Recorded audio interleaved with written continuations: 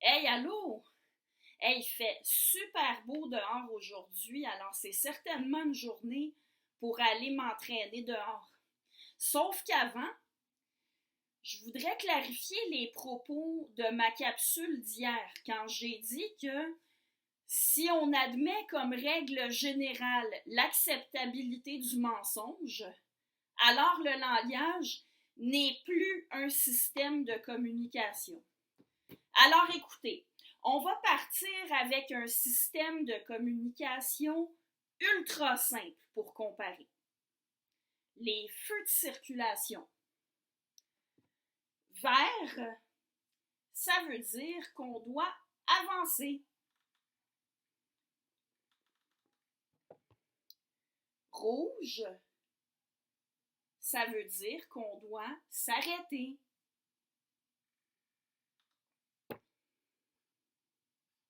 Les lumières vertes et rouges sont des feux de circulation uniquement dans la mesure où le vert s'allume seulement quand c'est réellement le temps d'avancer et le rouge s'allume seulement quand c'est réellement le temps de s'arrêter. Ces couleurs-là, ce sont des codes. Elles ont un sens. C'est un sens établi socialement, mais il existe ce sens.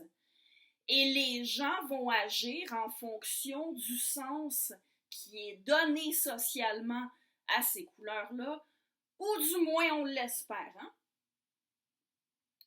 Alors les feux de circulation communiquent à la fois quelque chose de descriptif, c'est-à-dire quelque chose qui va objectivement se produire, et quelque chose de normatif, c'est-à-dire quelque chose qu'on doit faire.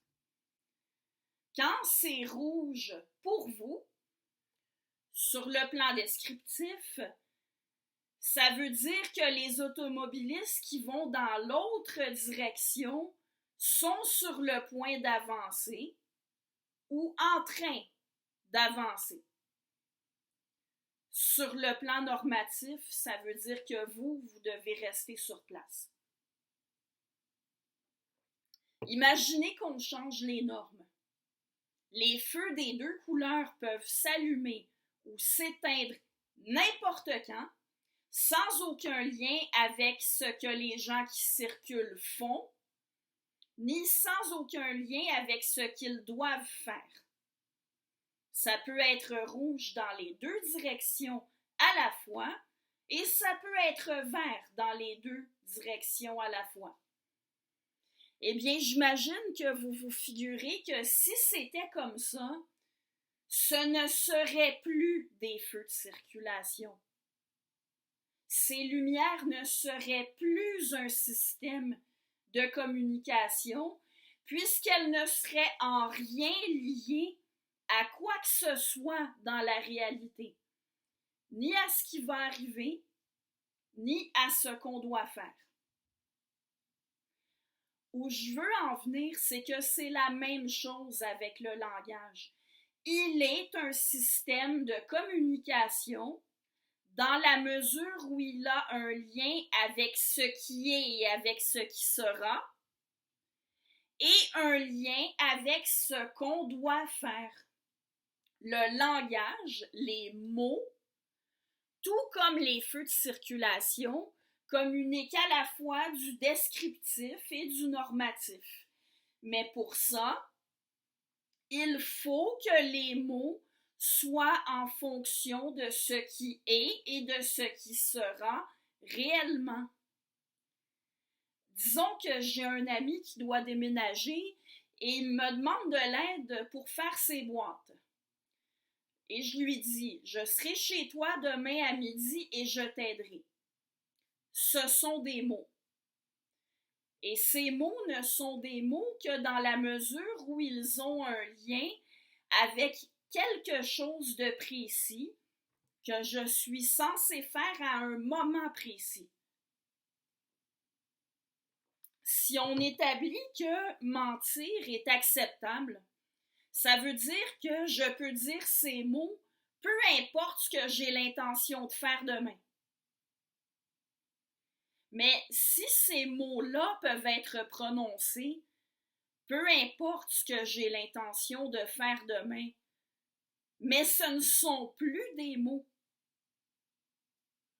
Ce sont des mots uniquement dans la mesure où le fait de les dire transmet à mon ami une information sur quelque chose qui est censé se passer demain. Et après que je lui ai dit ces mots, mon ami va s'attendre à ma visite à un moment précis et ajuster ses propres actions en conséquence de ce que je lui ai dit. Et comment est-ce qu'il va ajuster ses actions? Ça peut être de toutes sortes de manières, en commandant de la pizza pour deux, par exemple. Ou peut-être que si j'avais dit que je ne serais pas là demain, il aurait demandé de l'aide à quelqu'un d'autre. Mais là, comme j'ai dit que je serais là, il n'appelle personne d'autre. Alors, compte tenu qu'en principe, j'ai dit des mots qui permettent de prévoir quelque chose que je vais faire, mon ami s'attend à certaines choses. Encore une fois, je reviens au point principal. Si on établissait comme règle générale qu'on peut dire ces mots-là, peu importe ce qu'on va faire, quelle est la différence entre dire ces mots et ne rien dire? Aucune. Si le mensonge devenait une règle généralement admise, les mots ne seraient plus des mots.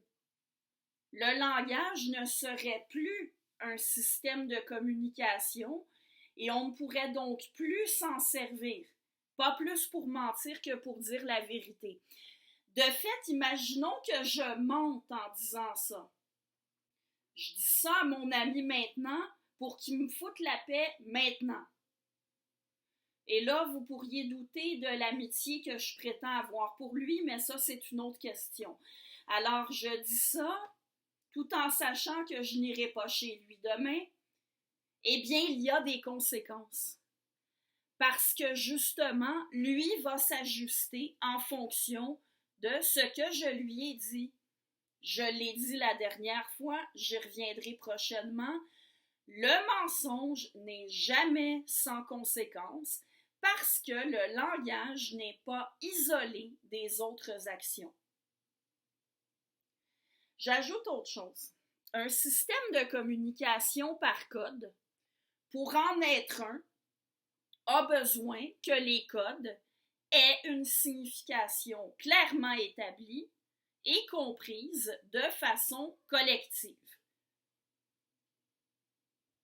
Le langage est un exemple de système de communication par code, mais il peut y en avoir d'autres.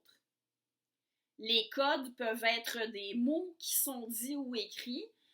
Les codes peuvent aussi être des couleurs, des dessins, des signes visuels, des gestes, des vêtements précis.